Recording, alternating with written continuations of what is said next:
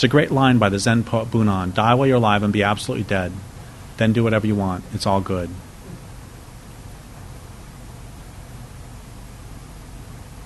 One of the things this has to do with, because what you realize when you die like that is the part of you that died is the socially created you.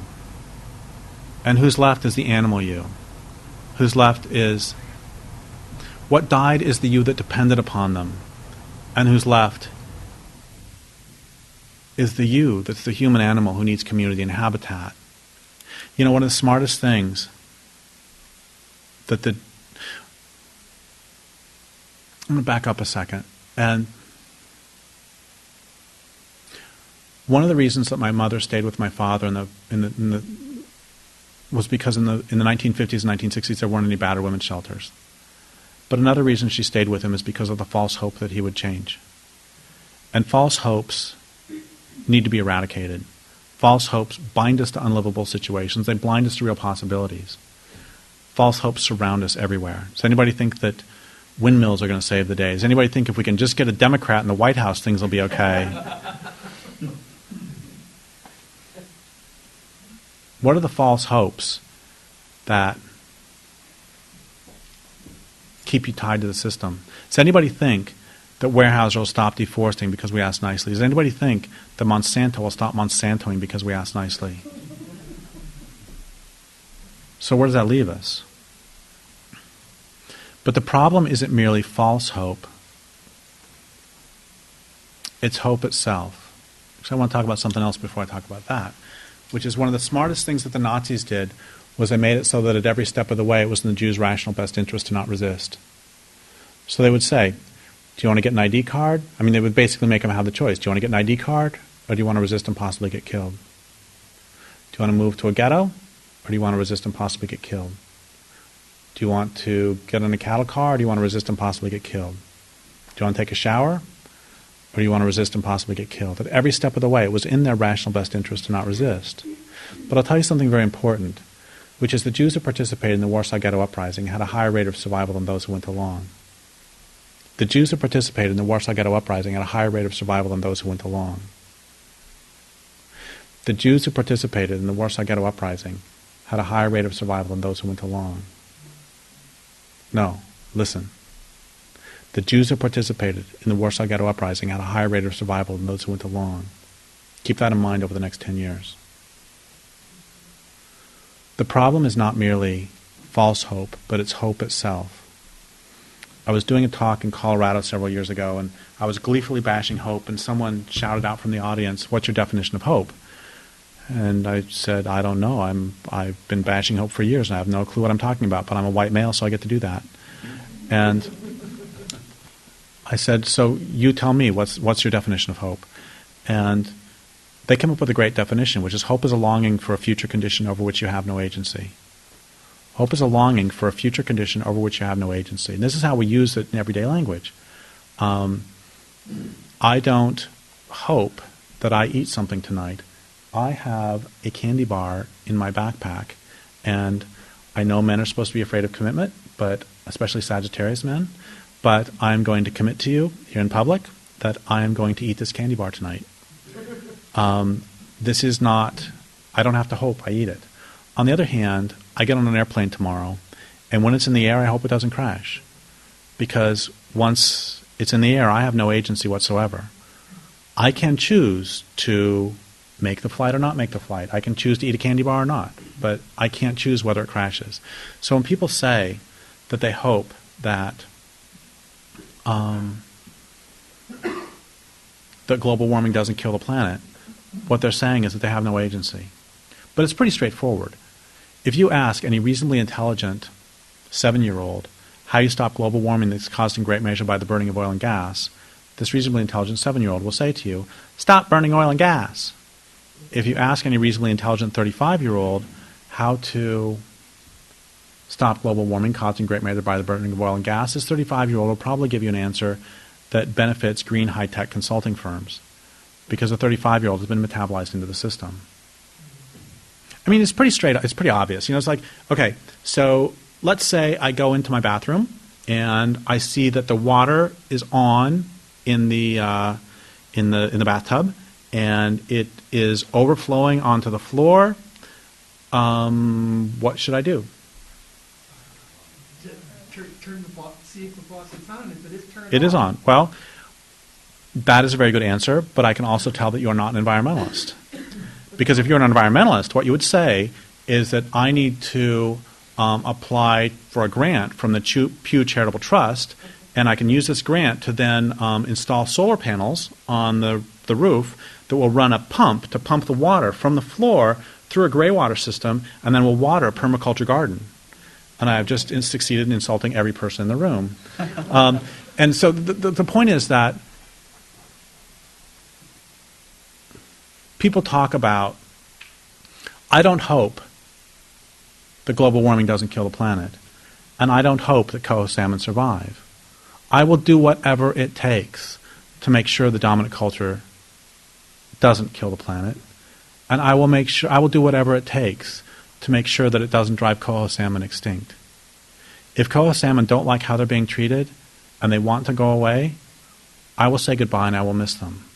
But if they don't want to go extinct, I will not allow the dominant culture to drive them extinct. I will do whatever it takes. I do not hope that coho salmon do not go extinct. It is customary, when speaking of the apocalypse, to end on a happy note. And I can't quite do that, but I will do my best, which is I'm going to read two very short things, one of which is the most beautiful thing I've ever written, and I actually didn't write it. It was written by a stream near where I live, by which I don't mean that I wrote it sitting by a stream. I mean that the stream wrote it. I had been trying to write about what it's like to be a river for several days, and I wasn't getting anywhere. And then I realized that it was really stupid for me to try to write about what it's like to be a river when I live 20 yards from a stream. This would be like me trying to write about what it's like to be a woman when I can just ask you. So I went down to the stream, and I said, what is it like to be you? And the stream had been waiting so long for a human being to ask that question. And I realized in that moment that this is the fundamental question in any relationship of any sort. What is it like to be you? And this is a question that we don't often enough ask. I realized at that moment I had never asked that of a human being, and no human being had ever asked of me. So anyway, I asked the stream, what is it like to be you? Told me the answer just like that. I went running through the forest back to the house to write it down and write down what it said. And as I'm running through the forest is going, hello, what's it like to be me? And so this is what they said. Pretend you're a river. Pretend you're the mist who falls so fine, so gentle, that nothing separates water and air. You're the rain who falls in sheets, explodes onto the ground to leave pockets and puddles. You're the ground who receives this water, soaking it up, taking it in, carrying it deep inside. You're the cracks and fissures where the waters accumulate, flow, fall to join more water and more, and pools and rivers who move slowly through cavities, crevices, pores. You're the sounds and silence of water seeping or staying still. You're the meeting of wet and dry, the union of liquid and solid, where solids dissolve and liquids solidify. You're the pressure who pushes water through seams. You're the rushing water who bubbles from the earth. You're a tiny pool between rocks. You overflow, find your way to join others who, like you, are moving. You're the air at the surface of the water, the joining of substantial and insubstantial, the union of under and over, weight and not weight. You're the riffle, the rapid, the tiny waterfall that turns water to air and air to water. You're the mist who settles on the soil. You're the plants who drink the mist, and you're the sun who warms and feeds them. You're the fish who feed on insects, who feed on plants, who feed on soils, who feed on fish. You're the fish who become soils, who become plants, who become insects, who become fish, who flow down the river. You're the river who joins other rivers, that become a new river as all the rivers and something else. You are the river. You don't stop at the banks where liquid turns to solid. You reach into the sky and into the soil. Water moves through rocks, comes up to form pools far from the fast flow where the rivers move together, seeps down to join still waters deep below the surface, waters who sleep and wake and sleep and mingle with the stones who are the rivers too. You are the river, who's married to the mountains you've known since they were young, who've given themselves to you as you've given yourself to them. You are the canyons you nestle into, each year deeper than the year before. You're the forests that give you their fallen trees, the meadows you flood and feed, and who feed you back their fruits and fine insects, who fly to your surface to be taken in by the fish who with their own bodies again feed the meadows. You are the river who feeds the ocean, who feels the tides pushing and pulling against your mouth, the waves mixing fresh and salt. You are that intermingling. That's who you are. That's who you've always been. You are the river. You've lived with volcanoes and glaciers. You've been dammed by lava and ice. You carry log jams so large and so old they grow their own forests with you running beneath. You lived through droughts and floods. You are the river. You miss the salmon. You miss the sturgeon. You miss the ocean. You miss the meadows. You miss the forests. You miss the beavers and otters and grizzly bears. You miss the human beings. You're the river. You want them back. You want to feel the tickling of the sturgeon, the thrusting of the salmon. You want to carry food and soil to the ocean.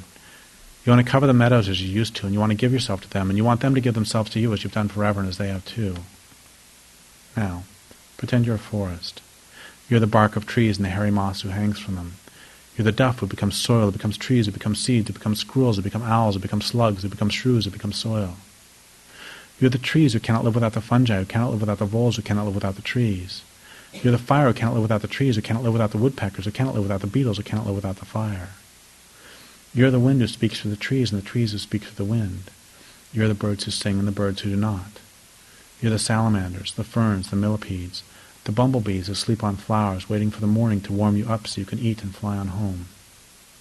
You too will live through drought and flood, hot and cold, and you too miss the salmon. You miss the owls, the grizzly bears. You miss the rivers. You miss the human beings. You want them all back. You need them back or you will die. And the last thing I want to read, very, very brief, is I want to mention a tradition of the Cheyenne dog soldiers. It's called the picket pin and stake. Before a battle, a few of the bravest Cheyenne dog soldiers would be chosen to wear sashes of tan skins called dog ropes. Attached to each dog rope was a picket pin, normally used to tether horses. During battle, the pin would be driven into the ground as a mark of resolve. Once the pin was driven, the dog soldier remained staked to that piece of ground, even to his death. Retreat was no longer an option. The pin could only be removed when everyone was again safe, or when another dog soldier relieved him of his duty. It is time. I've driven my picket pin. I'm stake out and willing to give in no more. Where will you drive your own picket stake? Where will you choose to make your stand?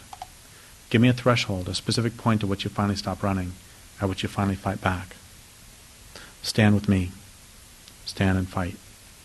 I am one, we would be two. Two more might join and we would be four. When four more join, we will be eight. There will be 8 people fighting whom others will join, and then more people, and more. Stand and fight. The questions before each of us now are, what are your gifts and how can you use them in the service of your land base? What can you do? What does your land base most need from you? How can you achieve it? What do you want to do? And right now, perhaps most important of all, what are you willing to do? People ask me all the time, what do you want us to do with all this analysis, all this information? And I always say the same thing, which is, I want you not to listen to me, because I don't live here, and I don't know how to live sustainably. I don't know how to live sustainably here. I'm doing a drive-by, you know? I got here last evening, and I'm leaving when we get done. I'm not part of your community. And if you want to know what to do, ask other members of your community. And what's the nearest river? The Calumet? Yeah. So if you want to know what to do, you should ask the Calumet River, because it will tell you what it needs. And then really the only question is, are you willing to do it? So thank you very much.